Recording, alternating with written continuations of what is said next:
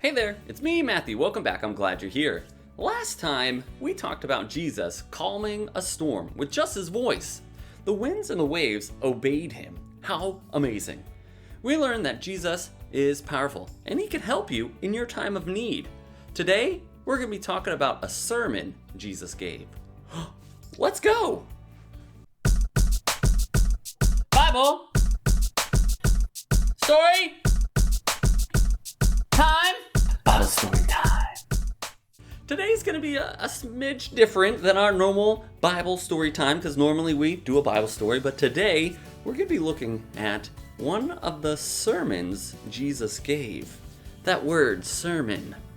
I wonder what it means. Aha! I know, and soon you will too. Get excited. Ha-ha! This week's word of the week is sermon. Say it with me. Sermon.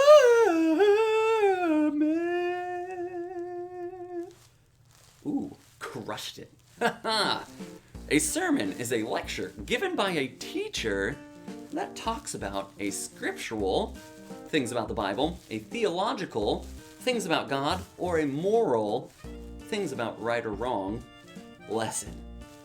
Sermon, it's the word of the week. Ha ha! Oh, thanks, Starman. So it's like a teacher teaching about things related to God. In Matthew chapter 5, we see a large crowd forming around Jesus, as they often do, and Jesus took this opportunity to go up on the mountain that was near them and start preaching to the people there, giving a sermon. Right, and this sermon is actually a pretty important sermon in the Bible, and it has a specific name, the Sermon on the Mount. And you may have guessed why, because he was on a mountain. Mount, short for mountain, Sermon on the Mount. Anyways, this sermon is a great baseline, foundation, or starting point for a follower of Jesus to learn how to live a life that models after Jesus. So if you'd like to go figure out all the things that he talked about in his sermon, go to Matthew chapter 5 through 7.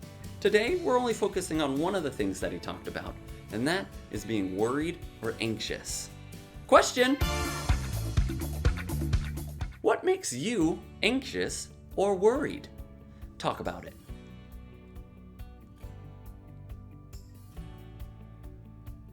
I worry about failing. Either failing a test or failing to meet someone's expectations or failing to meet my own.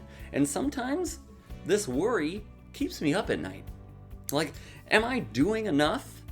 And when I focus on these worries, these things, it doesn't do any good. Like, me worrying about them doesn't add any value to my life. It just makes me more anxious and worried.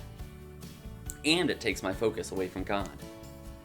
This section of the Bible that we're about to discuss helps remind me of who's in control and what God thinks of me. In Matthew chapter 6, verses 25 to 34, we see Jesus talking about birds and flowers and how neither of them worry about where their food's coming from or when they're going to eat next or what they're going to wear or how they're going to grow. Because God takes care of them and knows what they need. I thought it would be a fun idea to go out and see if I can find any worried birds or flowers.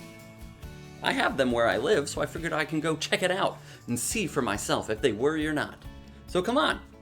All right, here I am out in my neighborhood, and what's that? Flowers. Look, there they are.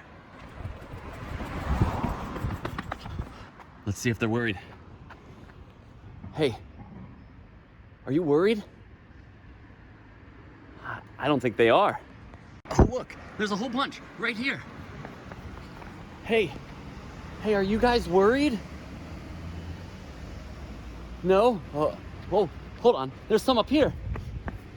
Hey, are you guys worried up there? No?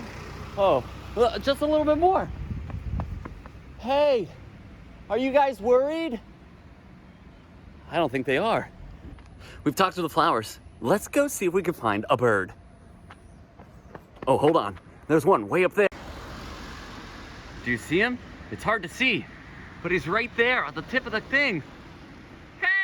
Are you worried? No, it doesn't seem... Hey! Bird, are you worried? It doesn't seem like he's worried at all. All right, let's go find another bird. Okay, guys, I found another one. He's way up here. Hold on. There he is. Do you see him? Right there. Hey, are you worried? No, doesn't seem like it. All right, let's head back to the youth building. Come on. Well, it looks like I didn't find any worried birds or flowers. And the reason is because God knows what they need and provides it for them. And another thing, God cares for us so much more than he does birds and flowers. We are valuable in his eyes. We're like a precious stone or a valued treasure. God knows what we need and he wants to take care of us. I think in this time period that we live in, with all the information going around, it's easy for us to worry about so many different things, like whether we're gonna get sick or not, or if somebody else is gonna get sick, or if we're gonna fail on something, or if, like, what other people think about us. We're worried about all of these things. And I think it's important for us to know that God knows what we need and he's gonna provide it for us. Right? So the next time you get worried, go talk to God about it. Talk to him. He wants to know what's worrying you. And then go and talk to somebody you trust about it. Because it's good to talk about what's worrying you. I know for me that if I keep it to myself, the worry usually seems like it's the worst thing. Right? And it's actually not. If I start talking about it, I get to see from an outside perspective that it's not that big of a deal and I don't need to worry about it as much. So talk about it. I'd also like to put out there though that I don't think all worry is bad, right? I think it's a good feeling to have sometimes because like if I have a deadline and I'm worried about meeting that deadline, that worry helps me get the things done before the deadline. Or if I see someone that needs help and I'm worried about them, it sort of moves me to action to go and help them. Right? I think it's a good thing to have sometimes, but it's not good for us to worry about all the things all the time and let it take over our lives. Trust in Jesus and have faith that he will be there to help you in those times of worry and anxiousness. He loves you and he wants to help and take care of you. A final thought for us today. Go out and see if you can find any worried birds or flowers. And let me know about it if you do. I'd love to see. Take a picture of the worried bird or flower. And until next time, I'll see you later. Bye!